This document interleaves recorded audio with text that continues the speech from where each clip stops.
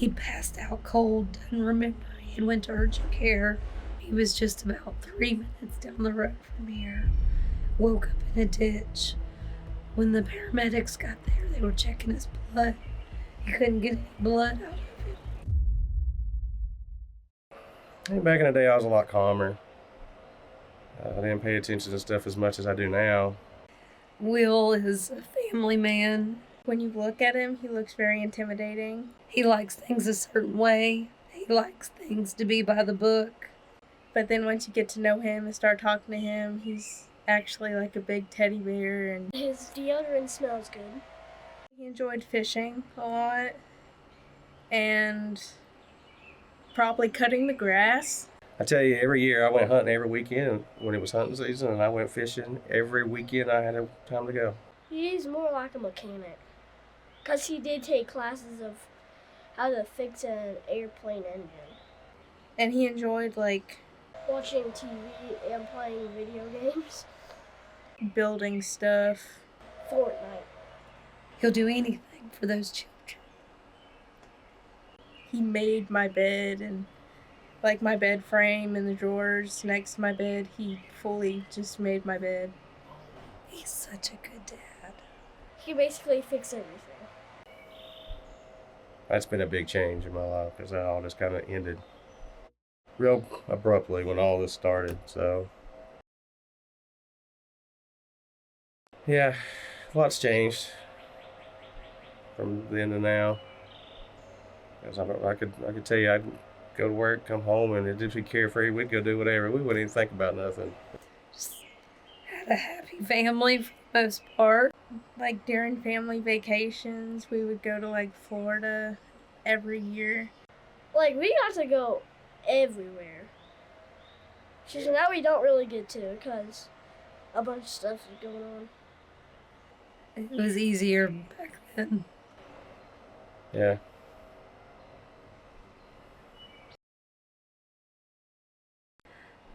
When we lost Fisher, that's when we realized that the what ifs do happen.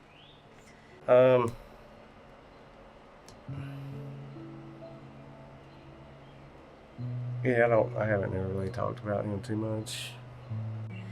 Fisher was born prematurely. I was only 6 months pregnant. The pediatrician said he'll never have quality of life. That was the first road bump in my life where something happened to one of my kids that I couldn't control it. And told my husband that he didn't have no quality of life. And he thought it would be best if he just gave him a shot to make his heart stop. Fisher died in my arms. I can't really get into that too much. I did have my moments where I would cry and everything because I did miss him and wondered what it was like if he was still here. He was born early, and he like only like a couple minutes later he died. So I don't know a lot about him. I always wanted a brother.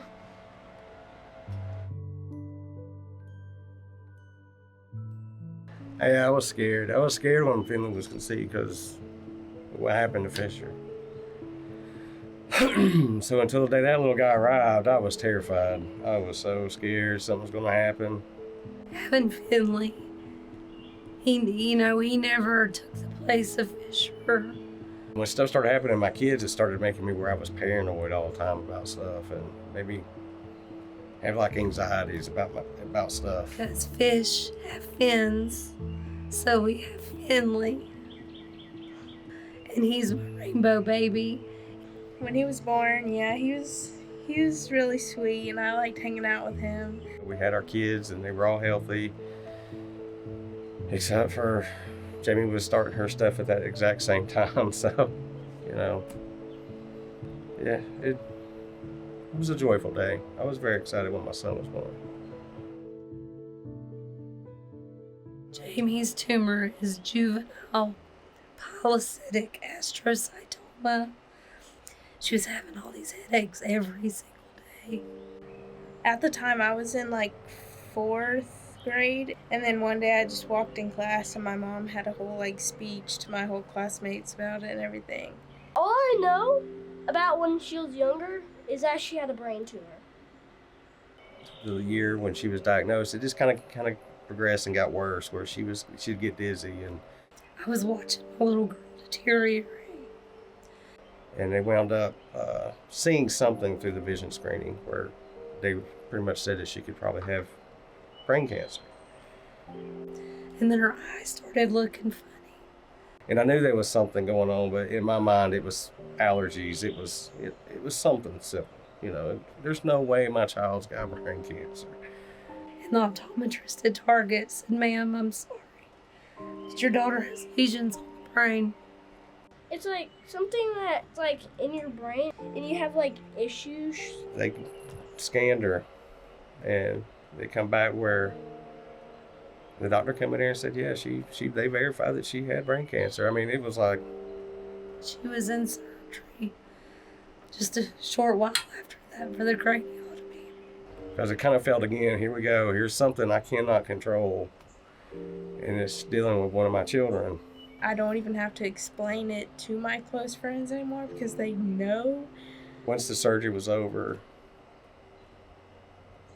I got to kind of relax a little bit because it's like I just watched a miracle happen. I watched a child go from being just so sick she can't move and pick her head up. They say it's malignant, but it doesn't spread. I watched a miracle happen, and to this day I still believe that.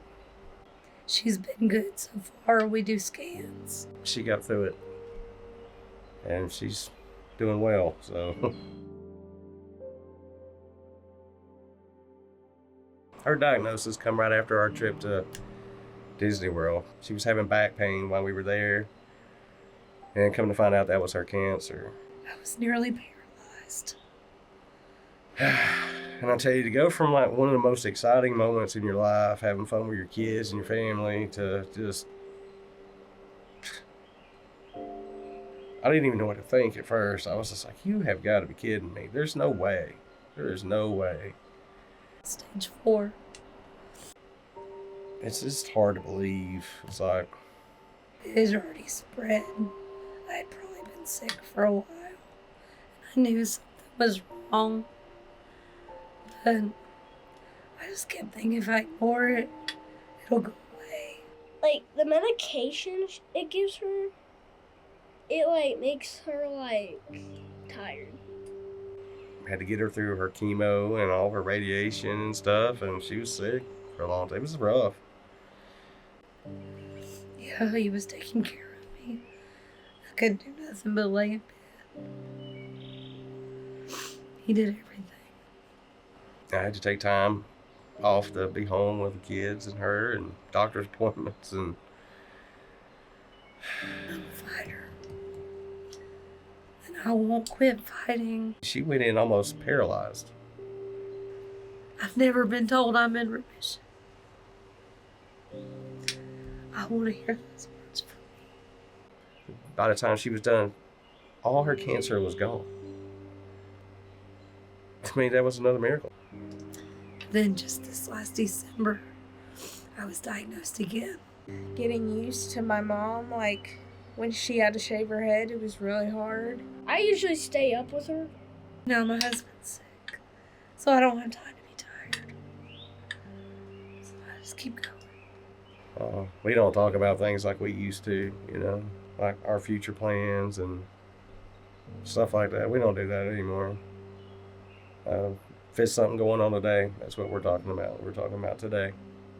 That's why I have to do these next rounds of radiation. So I'm going to do it while Will's in the hospital. I knew something was kind of going on. I couldn't figure out what it was. My dad calls me, and he was like, "Get your mom. I was just in a car accident." Went to the doctor. They gave me some medication, and it was just right down the street. It's literally 5 minutes from our house. He said that he was coming through the neighborhood, and he passed out. I got a steroid shot, and I went home, and On my way home, I wound up passing out driving, and I wound up wrecking our car. When the paramedics got there, they were checking his blood. He couldn't get any blood out of him. And they told him to go to the hospital that day. He would go.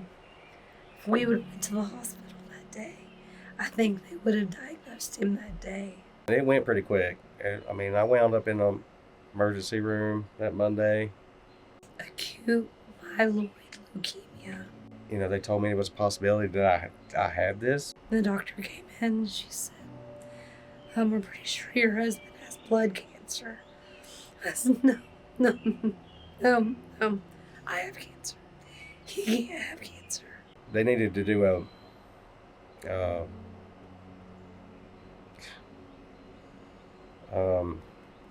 bone marrow biopsy. It's just been one thing after another. They confirmed that that's what I had. That I had leukemia. And if this is what I have, this is going to have to be just like everybody else. This is going to have to be something God's going to put his hand on, and I'm going to walk away from it. He was scared.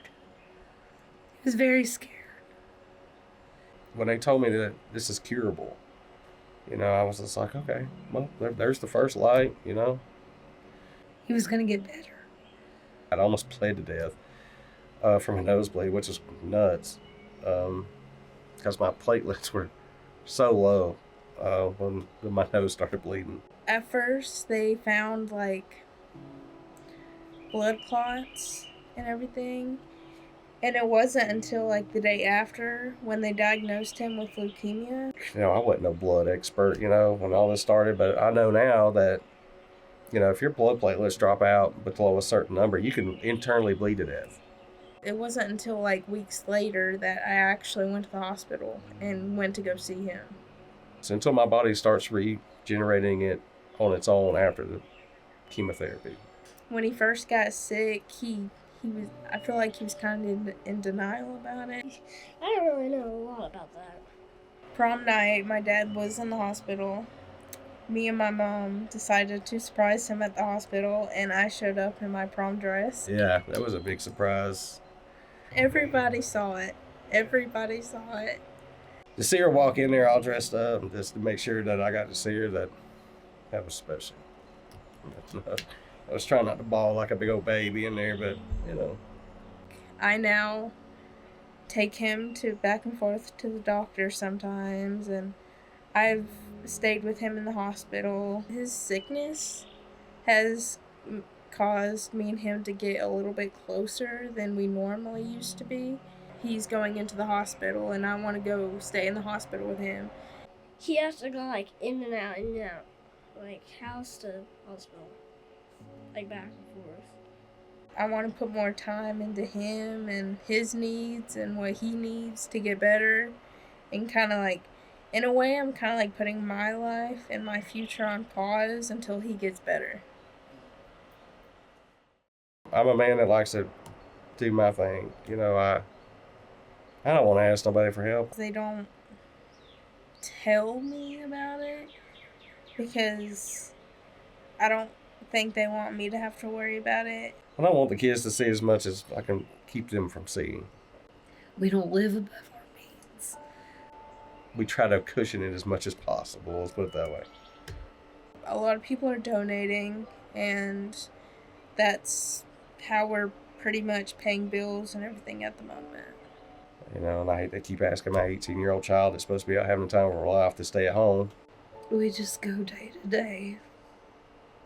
There will be times where I can get hints that they're having financial situations. I try to keep them happy. But they won't tell me personally that they're having issues. The guys at my work help me with my short-term stuff. I don't know how we've made it. I probably would have lost everything. They sent him an email. He got let go from his job. I think they think I'm too young we're having to worry about financial problems. They were either going to terminate me or I had to go back to work. My insurance going to drop me. He said, forget that. I'm going to work. So he's going to try. I don't know how he's going to do it, but he's going to try. At the end of the day, we were missing out when my wife got diagnosed. We just lost half of our income. So, it wasn't long after that. Now here I am, and I just got everything on track to where, we're making some ends meet.